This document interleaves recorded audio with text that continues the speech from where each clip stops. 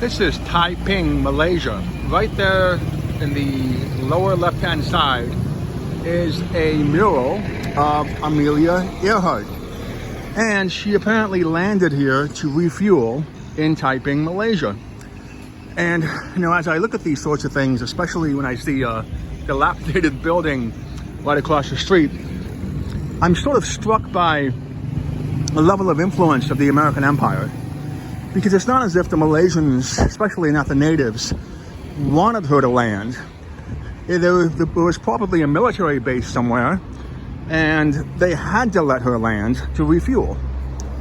And so you're looking around, and it may have, at that point in time, it may have been a British military base.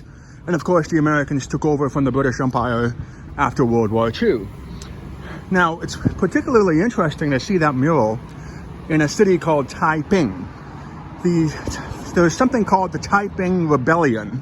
Now, we all studied, I think, the Boxer Rebellion, but there's also the Taiping Rebellion, which was essentially a civil war in China that claimed about over 20 million lives.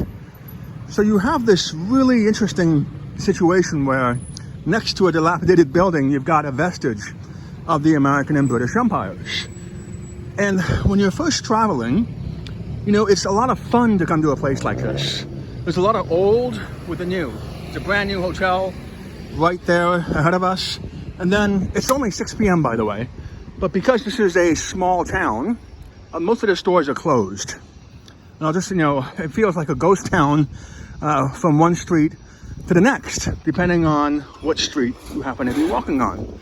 At the same time, you've got a situation where it's really interesting because this store is open.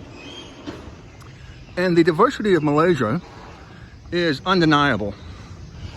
In the independence speech in 1957, it was Dato' Rahman who said, "This country is divided equally and equitably among 3 racial groups, the Chinese, the Malays, and the Indians." And most of the Indians here would be Tamil, because they would be I suppose you could call them manual laborers who were exported. And it's really interesting when I mention that, simply because the Tamils happen to be the ones who are darker skinned compared to, say, somebody who might be Hindu or from a different kind of class. Let's take a look here. So there are some stores that are open, and when I was in KL, I happened to see a sign that tried to describe KL, which was a city of contrasts and diversity.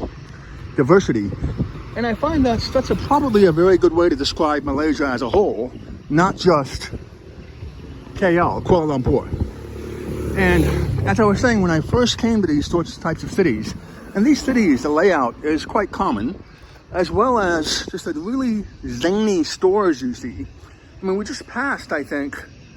just passed another bridal boutique that's the next street over.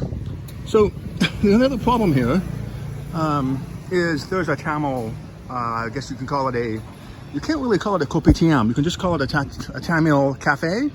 You know, I don't know what the word would be in Tamil, but it wouldn't be mamak. Mamak would be mostly Indian Muslims, and then kopitiam would usually refer to the Chinese-owned cafes. And so it's really interesting, again, when you go back and forth, simply because you don't see the same kind of segregation that you do in the West.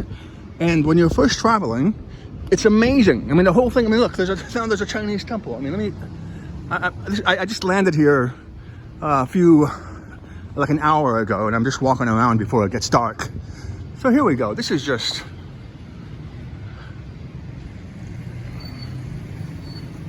And I wish, again, I don't speak or read any Eastern languages. I do speak an Eastern language, but I can't read anything. So I can't tell you what this is. Obviously, it's a story. Most of these stories might have some sort of value to impart to the next generation, or an animal that would be a protector of the next generation, or of this generation's hopes and dreams. But you know, if you're from the West, where I mean, you're not going to see something like this in the West, right? You're not going to see a bazaar shenlong. I mean, that's, you know, essentially an Arab, you know, Chinese combination there. It's just sort of jarring to move from the West, which had to impose segregation in order to maintain its unequal racial divide post-Civil War and post-chattel slavery. When you go from a place like that, not just in America, but anywhere really in the West, or anywhere that's been colonized, and you come to a place like this, again, when you're first looking at it, your mind is simply, it's a form of cognitive dissonance that is welcome, because you would never expect this to function. And I see a Muslim family walking towards me as well. And now, again, Tamil, hello, Nanui. And so I'm walking over here, and I'm looking around, and this is a very small town, so it's quite peaceful. Normally, if it's, you know, KL would be jam-packed at this time at 6 p.m. But again, you're looking at a lot of, you know, dilapidated buildings that should have some sort of, you know, reconstruction in the most basic sense of the word. And you look around, and you can see, of course, the mountains are back there. You've got a lot of lush foliage, and you can very easily see this as a lot of Malaysia, or really anywhere around here, as just a hiking heaven. But as you go around, when you're first traveling, you know, the first thing you notice is just all the different stores. I mean, it's just a shock to the senses. And of course, you've got a sports store down there. And one of the things I like is that, you know, within one tower, you'll have multiple businesses. In Vietnam, if you go to, say, Saigon or Ho Chi Minh, you know, you're going to have maybe a small outdoor stall selling food, and then the family outside, and the family will live upstairs, or perhaps the in-laws will live upstairs, and then you might live downstairs. But here, you've got, you know, a sports store down there, and then right above it, looks like some sort of fate analysis center. Well, there you go. So you look around, and again, the other thing that strikes you is you've got vestiges of the West as well. You've got a 7-Eleven down there. I'm not sure if you can see it. I like all the pharmacies, quite common to see as well.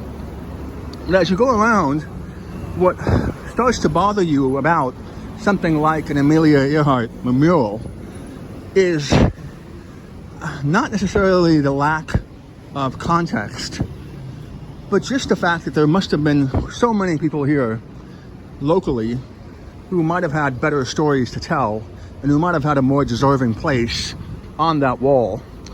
Or at least that kind of money could have been spent, if it was funded by either the private sector or the public sector, it could have been spent fixing that building next to it. And so this is one of the problems with traveling a lot. Initially, your senses are shocked, especially if you move from west to east. It's not just a language which can move into a Cyrillic or scripted or script style, you know, format. It's just something like this: a 24-hour KFC below what used to be, or what may still be, a Chinese hotel. And of course, this is how you doing? Let me see. And this is really interesting, right? Because I think KFC is now owned by a Chinese company as well. So, you know, you look around and you sort of wonder about all the stories that you don't know. Because within all of these places, the question really becomes, what happened here that we don't know about, simply because no one bothered to record the natives, the people, or the locals, the people who happen to live here, and who are now either not necessarily displaced, but forgotten. And that's what I think bothers me a little bit when I visit these kinds of cities or towns for the 10th or the 20th time, is I start to think about the people who've been forgotten, and I start to lose respect for the people that we tend to put on murals.